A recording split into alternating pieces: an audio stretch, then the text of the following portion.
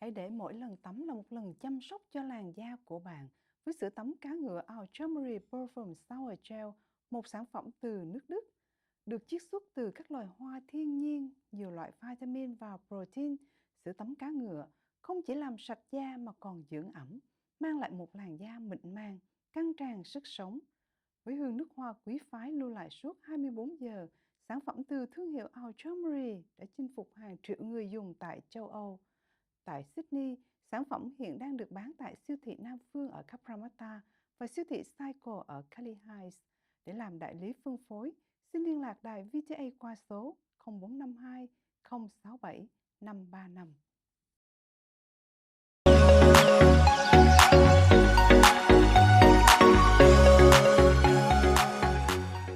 Welcome back to the Sunday show with Anthony and Ken. And ladies and gentlemen, last episode we were, just getting to know Ken a little bit, right? And I think the conversation was a little bit hot, so I haven't finished questioning yet. So I'm just going to keep going from last time. But we do hope that you have tuned in for the Australian Open. It is one of the biggest things that's happening right now in Melbourne, coming up with 10. Ken, do you know much about tennis? Yeah, I used to play. Oh, really? I used to play, Yeah. but not very professionally, but Yeah. just for fun and for, keeping me fit. Yes. And I love, I think at the time I was watching tennis, Pete Sampras. Yeah. Pete Wow. Sampras, still See the number one. generational difference. That's a name we haven't heard for a long time. Then there's always a long battle between Pete Sampras and Andre Agassi. Agassi, which was an Australian, right? Oh no! It was both US. Yeah. And then Australian got Leighton Hewitt. That was when I came up. Yeah. Yes. Okay. Then I think he's the most high-ranked Australian tennis. Yes. In recent years. Yes. Not in the past, of course. I don't know much in the past, but yes. Leighton Hewitt, I would say, one of the most successful tennis players. Yeah. Australian. Yeah. Yeah, and then I love to see Australian Open when I came to Australia because when I was in Vietnam, watching Australian Open is my dream. Yes. Right. Right. Because I just watched through TV. Yes. Right. But then when I came here, I was like, I was so proud that Australia it's one of the biggest Grand Slam in the world. So That's we right. Australian Open, together with US Open, Yes. Wimbledon, and Roland Garros of France. Yes. Yes. Wow. So yes, I don't know too much about tennis growing up, but you want to know what a kid millennial like myself think of the Australian Open as like a memory, is that the school holiday is about to finish. Because that's normally when Australian Open happens for me. Yeah. When I was growing up here, it would be during around, I'm about to go to school. Back to school time is starting to see on the ads while they play tennis. Yeah. So those are the biggest memories for me with the Australian Open. Yeah. It's because I know school holiday is about to finish. Yeah. You know what interesting? Yeah. In Australia, tennis is just a sport. You can even just play for fun. Yes. Right, and then you can go everywhere. Council court, Yes. and some clubs over there for you to play. Yes. But the tennis is everywhere. Yes. But in Vietnam, Yes. back then, I think maybe 10, 20 years ago, tennis is a very luxury and high-class sport. Still is till today. Still today. Yes. You play tennis, that means you reach high class you're for the sure. upper. Yes, high class right? for sure. That's something. Yes. Maybe you young Australian that haven't seen it, but really that happened in Vietnam. Yeah, for sure, because even for me growing up, if you wanted to be able to be good at because tennis is actually a very skilled sport because it's hard. Yep. Like say soccer or something, anyone on the street can come in and start kicking a ball. Yeah. But you can't just come on the tennis court and hit and be in. Like tennis is a skilled sport. Yep. So for a kid growing up, your parents had to be able to pay for your tennis lessons for you to be able to do that. Or else you'd be like myself. Just on a basketball court, man. 10 of you go here, one ball. Go.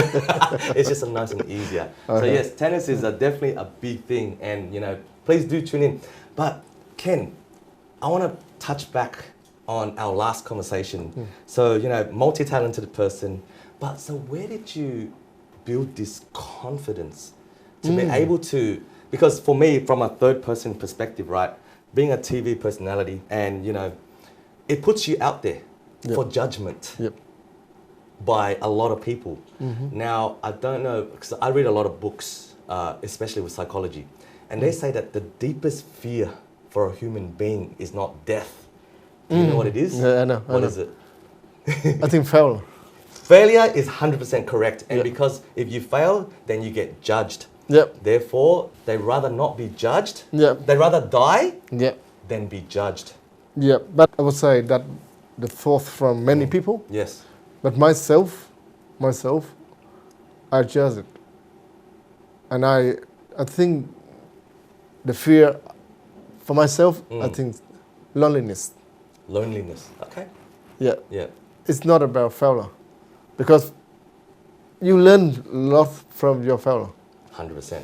Totally You agree. will learn. You will learn a lot. Totally agree with that. I just say sometimes I pronounce English wrongly in some words and I feel embarrassed.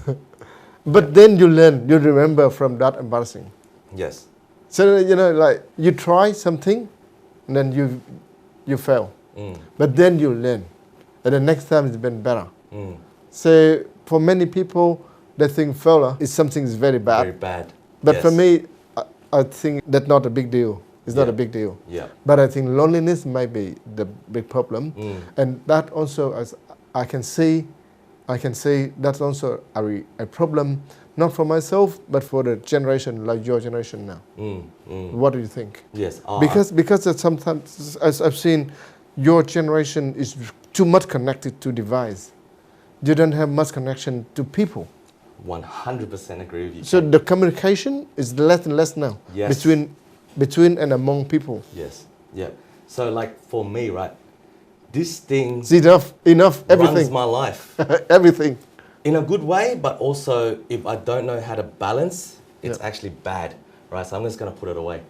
Now, for us, like millennials, right, we base a lot of things based on what people think of us. So we're very emotional. We're very,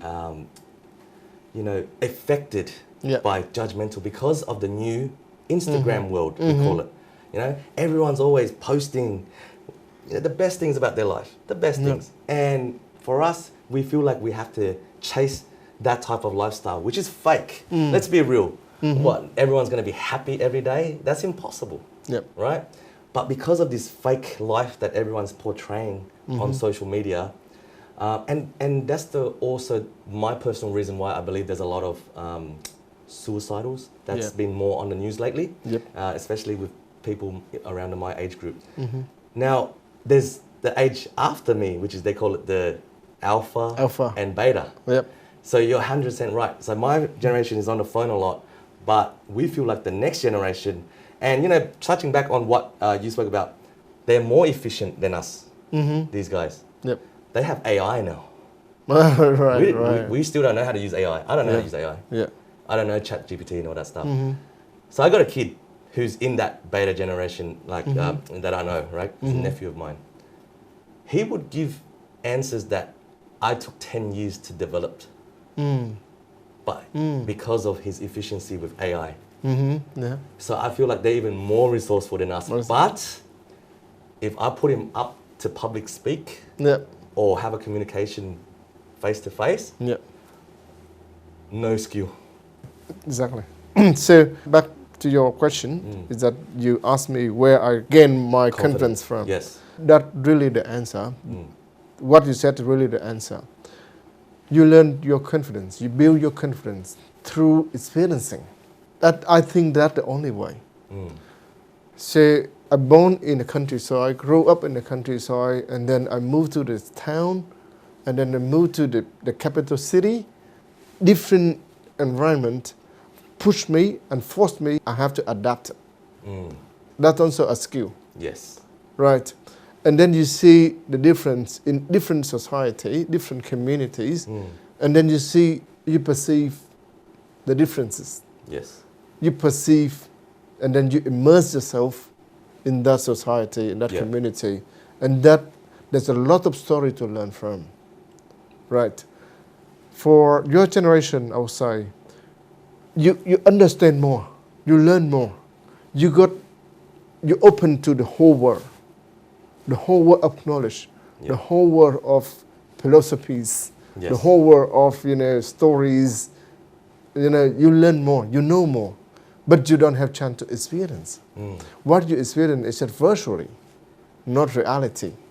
So I would say my recommendation is that put your phone down in your pocket, get out there, talk with people, immerse yourself into real life. Yes. Right. I love the word immerse. Yes. Right. You have to put yourself in there. Full in, like 100%. Right. And in. then you understand. Not 60, not 70, not 80, Yep. not even 90, 100% in. No. Yes, I totally agree with that, Ken. So- And I feel like that's the difference between the generations, right? The older people, I feel like, are a lot more stronger emotionally. Yep. Would you agree? I agree. Totally I agree. stronger emotionally, because they don't care so much about what, I mean, in very minimal, they do care, but really they don't. They just worry about what they need to do. Whereas the young guys like myself, like, we worry too much about what people do. And sometimes we feel like we want to do this, but because everyone thinks that's not good, so we wouldn't do it. So we would go against what we're good at to please the crowd, right? Yeah. And I feel like if you really like understand yourself, take some lessons from the older generations, right? Because for them, they didn't have choice like us. So in a sales sense, because I'm a salesman by trade, as you know, when you hand someone too many choices, Yep. they get confused. Confused, They don't yes, know what exactly. to choose. Exactly. But if you only hand them one or two choices, they'll have to pick one, and they go with that. And I feel like that's probably the best thing for a person in my generation is that don't be a jack of all trades. Narrow yourself down a little bit. Pick 1, 2, 3, 4 things that you think you're good at, Yeah. and immerse yourself Yep. into it. Yeah. And I'll say the big advantage I could see from your generation and younger is that you're very knowledgeable now. Yeah. You know a lot. You know much more than 100 years before combined. Because just say, for example, if I want to learn something, if I want to cook, for example, in the past, I have to have someone really good at cooking. That's right. And then I ask, and then I have to follow them to learn. And it's their choice if they show you or not too. Yeah. It's not your choice. Exactly. Yes. But now YouTube show you everything. Yeah, and masters of those All trades. right. Yeah. To check or to find out any fact or figure, before I have to open book. I have to go to library. I have to find the right book. Yes. I have to read a lot of pages. And then I extract some information only. And then Google came. Yes. Google show you everything. Yes. But still, you still take time to sit on the computer, to type in. Yep. So they have to do data input. But now with ChatGPT, Yes. you even don't have to do that. Yeah. Right? You don't have to do it. You just ask. Yep. And then Right? You just boom. ask. They answer you straight away in seconds. And in like, sometimes for me, like we would go to sources, but sometimes the source is not good. Yep. So the information that we get is also not good. Yep. But ChatGPT, I feel like, is a very good source. Would you Yep. agree? Like, I agree. man, I I've agree. asked some questions. I'm like, man, it takes someone 10 years to be able to answer that. Yep. And this thing just did it in 2 seconds. That's All right. crazy to me. So now I would say that's your advantage. Big advantage compared to the past. You save a lot of time. You save a lot of resources. You 1000%. save a lot of effort. Yeah. Right? But now what you need is just a little bit more experience. Do it. Just do it. Right? Yes. And then you learn. Yes. Just say you learn from YouTube. Right? Back then, take the example of cooking.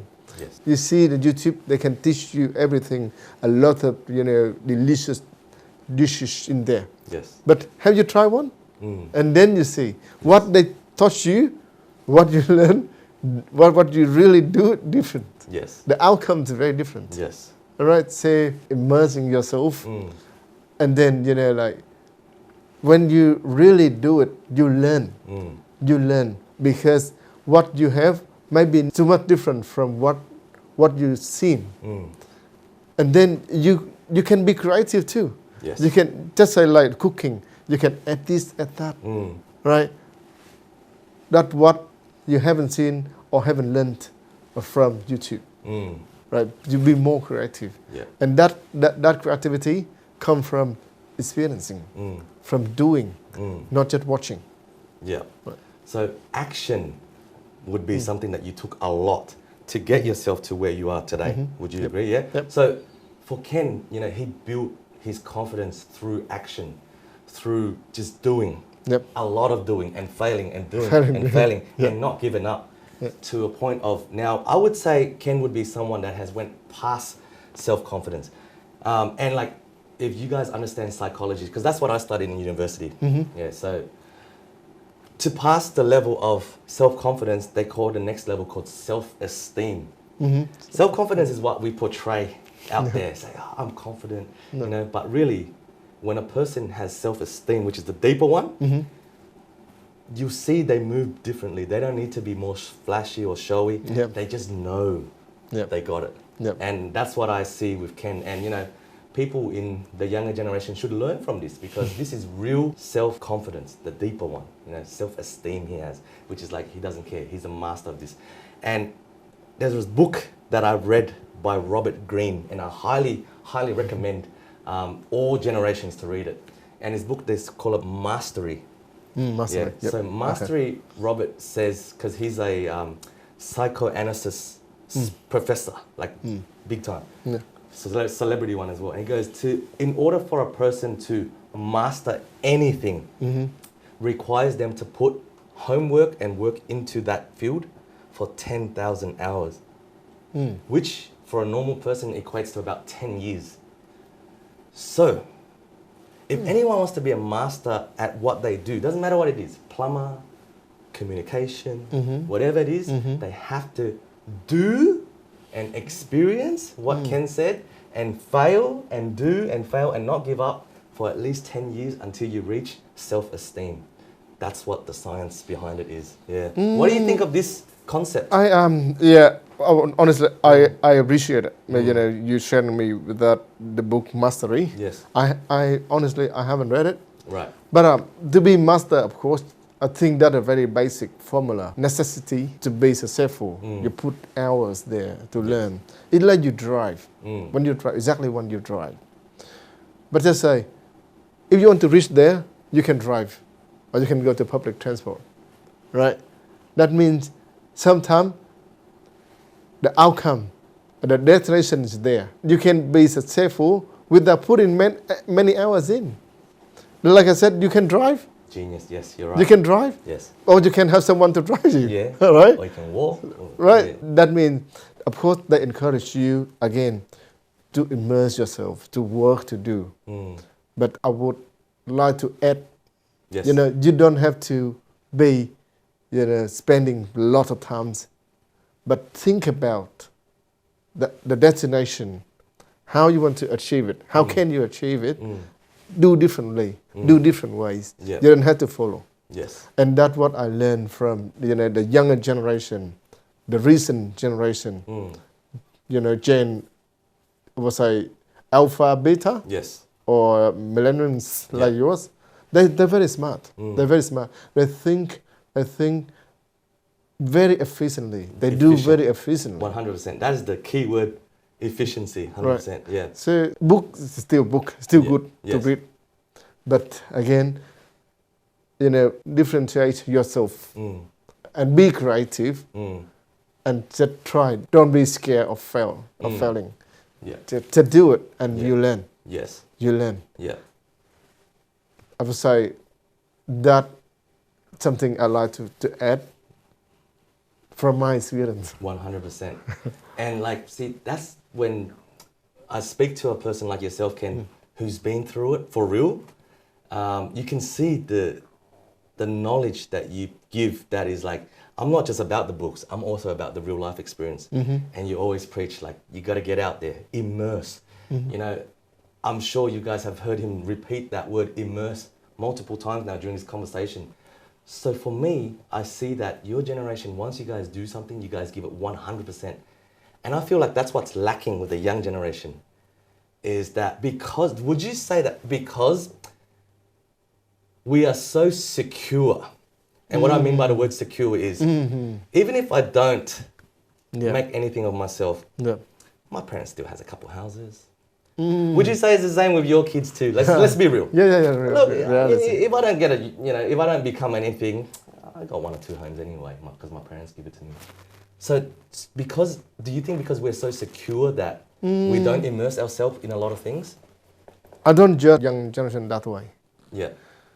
Just say, if I start my job, start my life from zero, what I can achieve in my life, for you, is huge. You start from 0 to 100, for example. Yeah. You see that huge. But for me, I think you got your advantage because when you start, you don't have to start from 0 like me. That's right. Because then, Yeah. but your generation, you start from 100. Yeah. And from that 100, you can make it million. So your achievement is much better, much bigger than I. Potentially. Than I did. Yeah. So I don't judge, okay, people, why don't you work hard like me? No. Personally, I don't judge that. But I say you got your own advantage, disadvantages. Yeah. So you got your own situation. I got my own. Yeah. So we can't compare. We can't compare. You can admire me, start from 0 to build up my, To get where you are, yeah, 100%. to build my empire, Yeah. up to the level of 100. But then my kids start from 100, they can be up to 1 million. Yeah. So that the achievement much bigger. Yeah. So it's hard to say. potential's there. Yeah. Yeah. So I would say to be fair, each generation their own disadvantages and advantages. And advantages, yeah, 100%. So you see, guys, these conversations, once we dive into it, it just gets so interesting and it gets deeper and deeper. And we hope that these past episodes have given you a more insight of, your parents' generation. Or if you're a parent, your child's generation and their way of thinking. And, we want to provide more of type of these infos throughout the next few episodes for our viewers. But of course, we're limited by time. And once again, we would like to thank you very much for tuning in with Viet TV Australia YouTube. I'm Anthony Nguyen. I'm Ken Fan. Thank you. I'll see you next time.